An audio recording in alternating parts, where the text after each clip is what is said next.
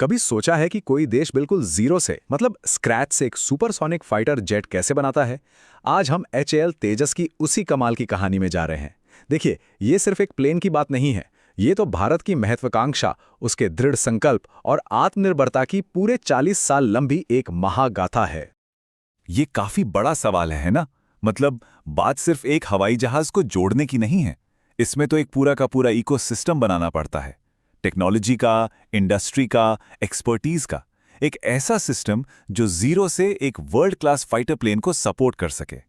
और यही वो पहाड़ जैसा काम था जिसे भारत ने अपने सामने रखा। और हाँ, ये सफर कोई छोटा मोटा नहीं था। हम पूरे 40 साल की बात कर रहे हैं। जरा सोचिए, 4 दशक असफलताओं से भरे, सफलताओं से भरे, राजनीतिक बदलावों से भरे, और इन सब के बीच एक जबरदस्त दृढ़ संकल्प। और इन सब के पीछे मकसद सिर्फ एक था, आत्मनिर्भरता। तो आखिर ये सब शुरू कहाँ से हुआ? चलिए टाइम में थोड़ा पीछे चलते हैं। 1980 के दशक में, एक ऐसा दौर जब भारतीय वायुसेना एक बहुत ही महत्वपूर्ण मोड़ पर खड़ी थी। तो सिचुएशन कुछ ऐसी थी। एक तरफ थे अपने भरोसेमंद लेकिन अब पुराने हो रहे MiG-21, दशकों से वायुसेना की रीढ़ थे ये। और दूसरी तरफ आने वाले कल की चुनौतियों के लिए एक मॉडर्न, अत्याधुनिक और सबसे जरूरी देश में बने फाइटर जेट की सख्त जरूरत थी। बस इसी कश्मकश ने जन्म दिया लाइट कॉम्बैट एयरक्राफ्ट यानी LCA कार्यक्रम को। और एक चीज बिल्कुल साफ समझ लेनी चाहिए, ये सिर्फ एक नया विमान बनाना नहीं था। नहीं, इसके पीछे एक पूरी फिलॉसफी थी, आत्मनिर्भरता। आइडिया ये था कि भारत को अपनी किस्मत खुद कंट्रोल करनी चाहिए। महत्वपूर्ण रक्षा टेक्नोलॉजी के लिए दूसरे देशों पर निर्भर नहीं रहना है। सच कहूं तो ये एक बहुत बहुत बड़ा और हिम्मत वाला सपना था। तो 21वीं सदी के लिए एक लड़ाकू विमान डिजाइन कैसे किया जाता है? आइए देखते हैं कि इंजीनियरों ने इस बड़े चैलेंज को कैसे अप्रोच किया। अच्छा, तेजस को आखिर इतना स्पेशल क्या चीज बनाती है? कुछ प्रमुख डिजाइन विकल्प हैं। इसका जो बिना पूंछ वाला डेल्टा विंग है ना, वो इसे अविश्वसनीय फुर्ती देता है।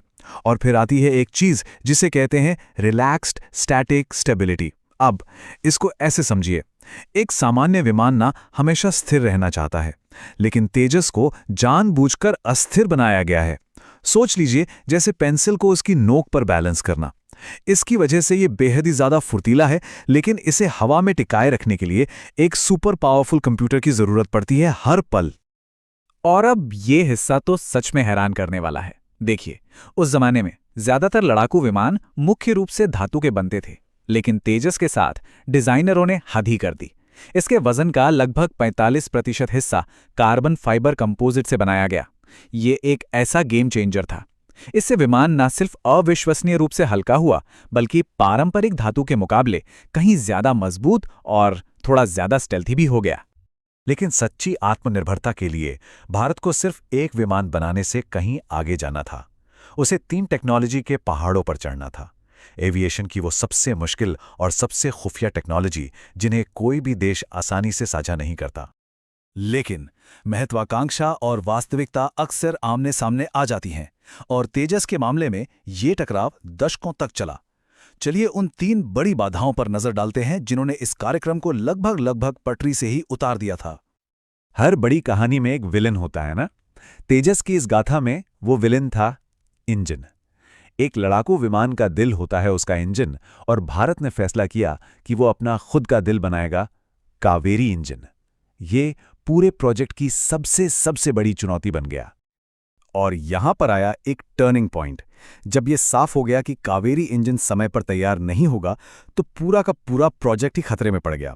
इसलिए एक बहुत ही व्यवहारिक फैसला लिया गया, अमेरिका के जनरल इलेक्ट्रिक F404 इंजन को एक स्टॉप गैप यानी एक अंतरिम समाधान के तौर पर इस्तेमाल करने का। हाँ, ये पूरी तरह आत्मनिर्भरता का सपना नहीं था, लेकिन इसने तेजस को जिंदा रखा। और जैसा कि अक्सर होता है, जब बुरा वक्त आता है तो सब तरफ से आता है। इंजन की समस्या क्या कम थी कि मुश्किलें बढ़ती चली गईं। जटिल फ्लाई बाय वायर सॉफ्टवेयर विकसित करना एक बुरे सपने जैसा साबित हो रहा था। फिर 1998 में भारत के परमाणु परीक्षणों के बाद अमेरिकी प्रतिबंधों ने महत्वपूर्ण विदेशी सहायता बंद कर दी, और इन सबके ऊपर स्वदेशी रडार भी प्रदर्शन में बहुत पीछे चल रहा था। ऐसा लग रहा था जैसे सब कुछ गलत जा रहा हो। लेकिन इतने दशकों के संघर्ष, इतनी असफलताओं और संदेह के बाद आखिरकार सुरंग के अंत में एक रोशनी दिखने लगी। इतनी मेहनत का फल अब मिलना शुरू हो गया था। ये टाइमलाइन उस धीमी, कठिन लेकिन आखिर में विजयी यात्रा को दिखाती है।